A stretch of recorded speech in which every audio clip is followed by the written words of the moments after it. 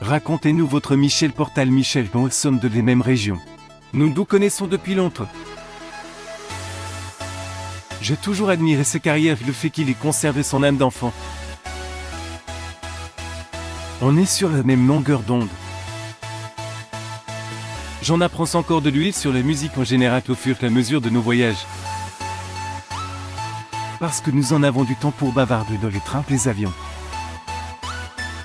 Je vous lasse peu de l'écoute et de parler simplement des plus grands musiciens. Il m'enrichit de ses expériences en disant lui il jouait comme ci et lui comme ça. J'ai parfois l'impression d'avoir partagé ces moments incroyables. Michel est d'une richesse exceptionnelle. Est-ce une véritable force mélodique qui vous unit exactement? C'est un clarinettiste très à l'écoute de tout ce qui se passe sur scène. Il est dans l'instant présent. Outre des parcours musicaux assez similaires, un de nos autres nombreux points communs est d'aimer nous amuser avec les partitions déjà écrites. Entre lui qui a joué avec les jazzmen du siècle dernier, et moi qui me produit aussi avec les nouvelles générations, il y a une filiation musicale très enrichissante. Nous formons un duo depuis 2 ans avec des retours du public enthousiaste. Introduire des artistes tels que Mathias Zandaï les contrebasses et Donald Contomanou les batteries, qui sont les éléments d'un de mes 2 trios réguliers, permet de donner plus d'ampleur au son. Sur scène tout peut se passer, c'est génial. Peut-on qualifier votre style comme celui de Ravel narratif? Ravel est un de mes compositeurs favoris, et je suis sûr que c'est aussi en lien avec nos racines régionales.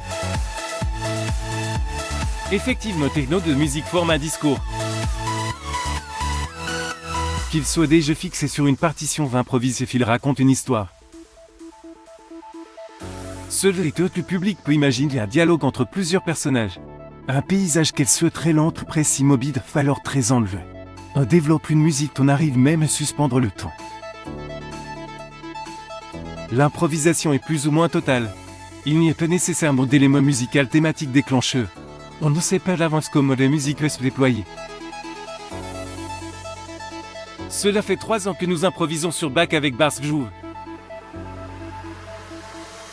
Jeton 2000.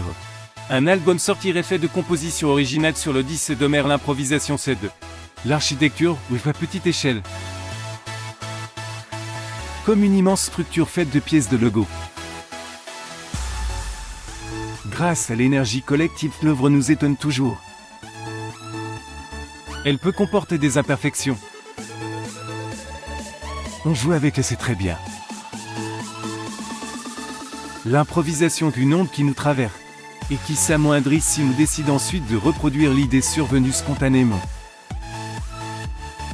Notre esprit doit être exercé pour y conserver une certaine fraîcheur et une vraie disponibilité. Cela nécessite une certaine appétence pour l'audace, voire le risque. Cette créativité se retrouve aussi parmi les grands interprètes classiques et les capacités de faire d'une partition fige une sorte d'organisme vivant avec son propre souffle. On a fait des essais pour ne trouver que cela résonnait bien. Manifestement ça plaît beaucoup.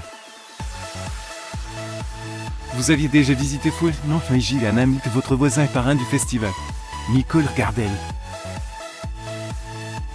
Je suis vraiment ravi de venir sur ces terres, en espérant que nous aurons l'occasion de jouer ensemble.